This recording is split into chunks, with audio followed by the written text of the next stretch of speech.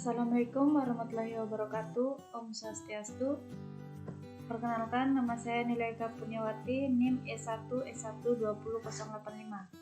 Pada video kali ini, saya akan membahas materi mengenai sistem operasi untuk memenuhi tugas MIT sistem operasi. Materi yang pertama di sini yaitu konsep thread. Nah, thread ini merupakan unit dasar dari penggunaan CPU yang terdiri dari thread ID, program counter, register set, dan stack.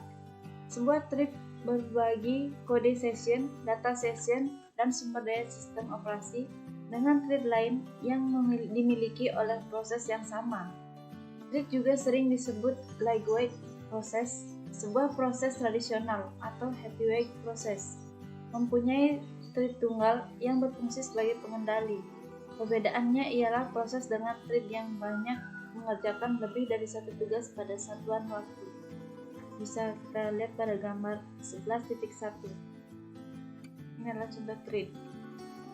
Nah, pada umumnya perangkat lunak yang berjalan pada komputer modern dirancang secara multi-threading. Sebuah aplikasi biasanya diimplementasikan sebagai proses yang terpisah dengan beberapa thread yang berfungsi sebagai pengendali. Contohnya pada sebuah web browser mempunyai thread untuk menampilkan gambar atau tulisan, sedangkan thread yang lain berfungsi sebagai penerima data dari network. Nah, terkadang ada sebuah aplikasi yang perlu menjalankan beberapa tugas yang serupa. Sebagai contohnya, sebuah web server dapat mempunyai ratusan klien yang mengaksesnya secara konkuren. Nah, jika web server berjalan sebagai proses yang hanya mempunyai thread tunggal, maka ia hanya dapat melayani satu klien pada satu satuan waktu. Nah, bila ada klien lain yang ingin mengajukan permintaan, maka ia harus menunggu sampai klien sebelumnya selesai untuk dilayani. Solusinya adalah dengan membuat web server menjadi multi-threading. Dengan ini, maka sebuah web server akan membuat thread yang akan mendengar permintaan klien. Ketika permintaan lain diajukan, maka web server akan menciptakan thread lain yang melayani permintaan tersebut. Kemudian di sini ada keuntungan thread. Nah, keuntungan dari program yang multi-threading terbagi menjadi 4 kategori. Yang pertama ada responsif. Aplikasi interaktif menjadi tetap responsif meskipun sebagian dari program sedang diblok atau melakukan operasi yang panjang kepada pengguna. Misalnya, sebuah thread dari web browser dapat melayani permintaan pengguna sementara thread lain berusaha menampilkan gambar. Yang kedua, berbagi sumber daya. Thread berbagi memori dan sumber daya dengan thread lain yang dimiliki oleh proses yang sama. Nah, keuntungan dari berbagi kode adalah mengizinkan sebuah aplikasi untuk mempunyai beberapa thread yang berbeda dalam lokasi memori yang sama. Yang ketiga, ekonomis. Pembuatan sebuah proses memerlukan dibutuhkan pengalokasian memori dan sumber daya. Nah, alternatifnya di sini yaitu dengan penggunaan thread. Karena thread berbagi memori dan sumber daya, proses yang memilikinya maka akan lebih ekonomis untuk membuat context switch thread. Akan susah untuk mengukur perbedaan waktu antara proses dan thread dalam hal pembuatan dan pengaturannya. Tetapi secara umum, pembuatan dan pengaturan proses lebih lama dibandingkan thread. Pada Solaris, pembuatan proses lebih lama 30 kali dibandingkan pembuatan thread. Dan context switch proses 5 kali lebih lama dibandingkan context switch thread. Nah, yang terakhir di sini ada utilisasi arsitektur multiprosesor. Nah, keuntungannya dari multi-threading ini dapat sangat meningkatkan pada arsitektur multiprosesor, di mana setiap thread dapat berjalan secara paralel di atas prosesor yang berbeda. Nah, pada arsitektur prosesor tunggal, CPU menjalankan setiap proses thread, tetapi pada kenyataannya hanya satu trip yang dijalankan oleh CPU pada satu satuan waktu. Selanjutnya yaitu konsep penjadwalan. Nah, kita mengenal yang namanya multiprogramming yang bertujuan untuk memaksimalkan penggunaan CPU dengan cara mengatur alokasi waktu yang digunakan oleh CPU sehingga proses berjalan sepanjang waktu dan memperkecil waktu idle.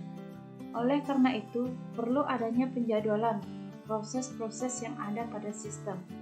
Nah, untuk sistem yang hanya mempunyai prosesor tunggal, yang hanya ada satu proses yang dapat berjalan setiap waktunya. Jika ada proses lebih dari satu, maka proses yang lain harus menunggu sampai CPU bebas dan siap untuk dijadwalkan kembali. Nah, di sini ada penjadwalan antrian. Bisa kita lihat pada gambarnya, ini Davis queue. Ketika sebuah proses memasuki sistem, proses itu diletakkan di dalam job queue. Pada penjadwalan antrian ini terdapat seluruh proses yang berada dalam sistem, sedangkan proses yang berada pada memori utama siap dan menunggu untuk mengeksekusi disimpan dalam sebuah daftar yang bernama ready queue. Antrian ini biasanya disimpan sebagai linked list header dari ready queue, berisi pointer untuk PCB pertama dan PCB terakhir pada list. Setiap PCB memiliki pointer file yang menunjuk kepada PCB untuk proses selanjutnya dalam ready queue. Nah, sistem operasi juga memiliki antrian lain ketika sebuah proses dialokasikan ke CPU. Proses tersebut berjalan sebentar lalu berhenti di interupsi untuk menunggu suatu hal tertentu, seperti selesainya suatu permintaan MK. Dalam permintaan M atau K, dapat saja yang diminta itu adalah hard drive atau peralatan yang di-share secara bersama-sama, seperti disk, karena ada banyak proses dalam sistem. Disk dapat saja sibuk dengan permintaan M atau K dari proses lainnya. Untuk itu, proses tersebut mungkin harus menunggu disk tersebut. Daftar dari proses-proses yang menunggu peralatan M atau K tertentu disebut dengan Davis queue. Nah, penjadwalan proses dapat dipresentasikan secara umum dalam bentuk diagram antrian, seperti yang ditunjukkan pada gambar 14.2. Ya. Nah, di sini ada diagram antrian. Kita bisa lihat diagramnya. Nah, umumnya proses-proses yang ada pada sistem akan ada dalam beberapa tahap antrian, yaitu job queue, ready queue, dan Davis queue. Nah, job queue ini menyimpan seluruh proses yang berada pada sistem. Ketika sebuah proses memasuki sebuah sistem, proses tersebut akan diletakkan dalam job queue. Nah, sedangkan ready queue merupakan sebuah daftar proses-proses yang berada pada memori utama, siap dan menunggu untuk dieksekusi dan dialokasikan ke CPU. Nah, antrian ini biasanya disimpan sebagai linked list header dan dari ready queue ini berisi pointer untuk PCB pertama dan PCB terakhir pada linked list tersebut. Dan setiap PCB memiliki pointer file yang menunjuk kepada PCB untuk proses selanjutnya pada ready queue. Nah, ketika sebuah proses dialokasikan ke CPU, proses tersebut berjalan sebentar lalu berhenti karena ada interrupt atau menunggu permintaan M atau K. Dalam permintaan M atau K, dapat saja yang diminta itu adalah peralatan yang di-share secara bersama-sama, seperti disk, karena ada proses dalam sistem. Disk tersebut dapat saja sibuk dengan permintaan M atau K dari proses lainnya. Untuk itu, proses tersebut mungkin harus menunggu disk tersebut sampai siap untuk memenuhi permintaan M atau K tersebut. Nah, dari daftar proses-proses yang menunggu peralatan M atau K tertentu disebut dengan Davis queue. Setiap peralatan mempunyai Davis queue-nya masing-masing. Penjadwalan proses dapat dipresentasikan secara umum dalam bentuk diagram antrian yang ditunjukkan pada gambar 13.2 ini. Kemudian proses-proses yang ada menunggu di dalam ready queue sampai dia dipilih untuk dieksekusi atau di-expected. Begitu proses tersebut dipilih, lalu dialokasikan ke CPU dan sedang berjalan, satu dari beberapa kemungkinan di bawah ini terjadi.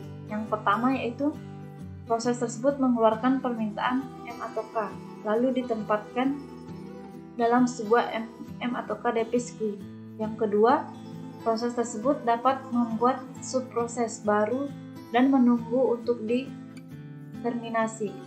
Yang ketiga, proses tersebut dikeluarkan, diremove secara paksa dari CPU sebagai hasil dari suatu interrupt dan diletakkan kembali ke dalam ready queue. Sekian video penjelasan mengenai sistem operasi, yaitu yang pertama konsep trip dan yang kedua konsep penjadwalan dari saya. Assalamualaikum warahmatullahi wabarakatuh. Om Santi Santi Santi Om.